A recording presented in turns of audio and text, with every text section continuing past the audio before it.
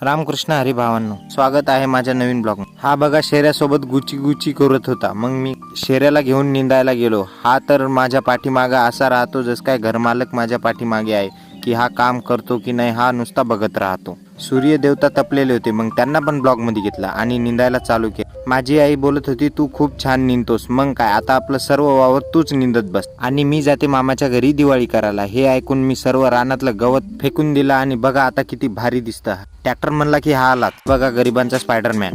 तेवढ्यात भावाचा फोन आला, ट्रॅक्टर आलंय पेरायला, पेरणं चालू आहे, ये इकडे. मग मी पण गेलो आणि 2-3 स्टाईल मारल्या. ट्रॅक्टर पांढराचं होतं, एकदम दन दन दन दन दन दन पेरत सुटला. जेवढी मजा पेरणी यंत्रावर येते तेवढा धोका पण असतो, कारण खाली उतरावं लागतं, नाहीतर मग पाय तर जातातच. मला पण ट्रॅक्टर हाना वाटत होतं, पण काय करणार, आपल्याला फक्त बी बघण्यासाठीच नेलं होतं. तेवढ्यात काका बोलले आपण एकुलते एकच आहे, आपल्याला हे नाद नको. मग काढली एक सेल्फी आणि केला blog end. Thanks for watching and subscribe.